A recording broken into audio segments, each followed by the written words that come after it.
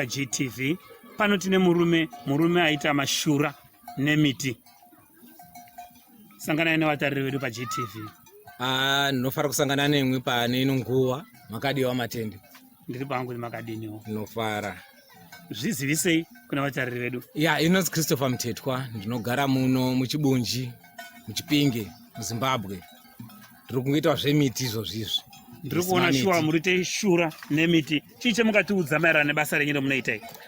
Miti ndiyo ndinokufarira. Kuti chikuru chandiri kuda kuti ndiite ngechenyaya yeafforestation, kuti tingachiwedzera miti iri kuramba ichingotemwa munharaunda kuti nharaunda yedu inake. Tinongoziva miti ine mabasa akawanda panyaya dzezvemishonga, panyaya dzezvebvute, panyaya dzekuvhara mhepo munharaunda. Imo mufanika semugowa mwedu muno munoite dutu maningi. Saka munoda mbiti.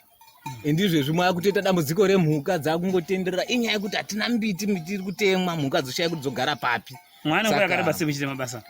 Ndane nguva ingangosvika ku5 years. 5 years? Yes. Ko mabasa amukabata muno munharaunda emungati-kombesa kuti ndakabati pakadai nyaya nenyaya dzemiti ngapi? Ndingati munomu panyaya yekusima chaiko.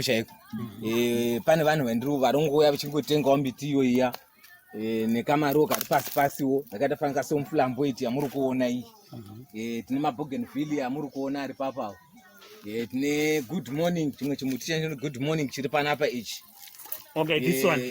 Chiri panapa ichi. Chimbuti chetinozocheka futi munharaunda kuti chazokuratidzai pamberi apo.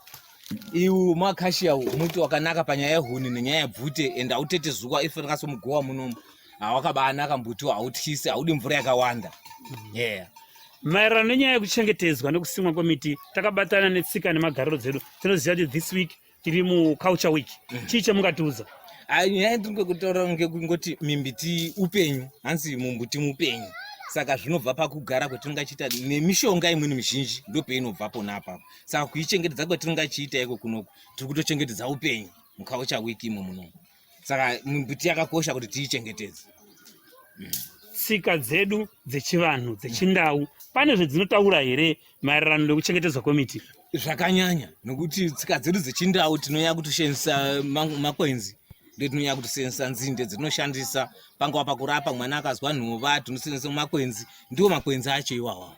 Saka hatingosimi dziri dzechirungu chete nedzechivanhu. Tine uyu uri papo, uyu ntuzu uri papo, uyu wetinoisa muhosho yatichiridza hosho muchivanhu chedu. Tine patinoridza mbira, tichiridza ngoma, tinoda hosho. Uri papo, inotosimika mbiti iyoyo. Pane chemuri kuita here kuti mudzidzise vamwe vemunharaunda maererano nekuchengetedzwa kwemiti? Zvamai zvinoita, pane vakomana vetinombobata navo kumascouts, vanombouya ipo pana pachitaurana navo nenhau yemimbiti iyoyi kuti vana vakure vechiziva kuti mimbiti yakanaka. Mascouts ngavapi zveyava? Pane vakomana vetinavo vari pasi peTekeshe Foundation, vakomana nevasikana vechidiki vari kuprimary nevari kusekendari nevamwe vari munharaunda vanongofarira zvemascouts zviya. Saka vanombouya ipo panapa tichidzidzisana, tombovapa umwe naumwe echimupawo wake kuti anosima. Imwe yavo yatokura, kozoitawo vamwe vechikuru vetiri kungopawo munharaunda imo muno muchingovasimira kuti vaone pokugara vanhu vakuru. Kune vatariri vedu taizwa kadzidziso yekuchengetedzwa kwemiti yakanaka iyo. Tichaenda pachikamu chinoteera toona miti yavari kucheka yavanogadzira kuti zvipe mamiriro enzvimbo akanaka. Saka panapa mukatitaurira kuti muri kudiko? Panapa ndiri kutogadzira mupodepodo. Mumuti unotomera mushango, mumbuti unotomera zvawo mushango, hausi wechirungu ndiwo mushango. Asi ndatougadzira kudai, vazhinji vanomboya kutobvunza kuti anotoda mbuti iwoyu. Asi mbuti ndiyo yakatozara mugome mwese imomo. Unozwi mupodepodo. Saka kungonasira kuti kana uchinge uri pamba, because inini chinonyangwa changu chekungoti mumbuti kana uchinge uri pamba unofanira kusiyana nombuti uri mushango. Kana wapamba unofanira kuti uite zvandinonga ndichida inini, ndogadzira ndoite zvandinoda.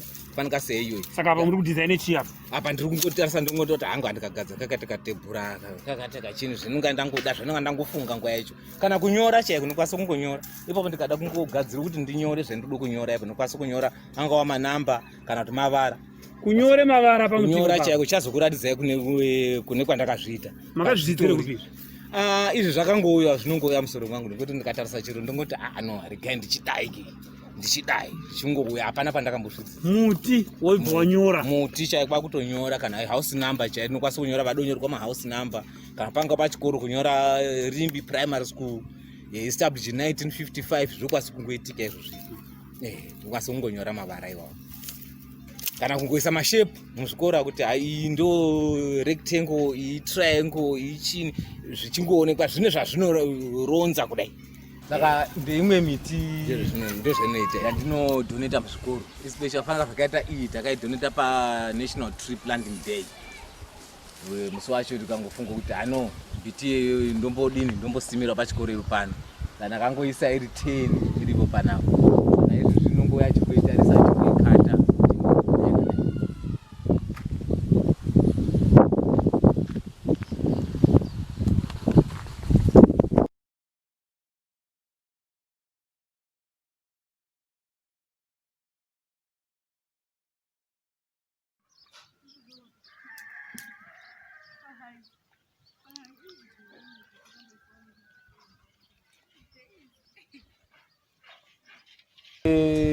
Sekutaura kwandamboita ipo mumashure ipo paya chitaura ngenyaya yemiti yakatafanika se panapa tine chimuti chati good morning chiya. Saka ndo zvinoita kana chinge chakura izvo. Saka tikwanisa kusima miti ari macuttings semakurira kana chinge akura kudai kwakuchicheka nomachekere ndinozviita. Panika saipo pano paRimbi primary ndakanyora kuti Rimbi 1955 uko ndochonyora kuti ABC kurivo kuti muna Rimbi muna 1955 ndo payakatanga kudzidzisa vanhu kuti ABC. Saka kurivo kuti ndo pakatanga chikora ndo sense yandakangofunga kuti ndinyore apo. Saka ndo zvanoita. Saka noita ma-institutions akaita fanika se muno muchibunji akaita paRimbi primary noita paRimbi secondary ma-institutions akadaro kozoti chero mudzimba chaimo nokwanisa kunyora house number fanika sezvamunoona izvo mahouse number amweni anonyorwa. Saka kamuti aka tinokati ka good morning.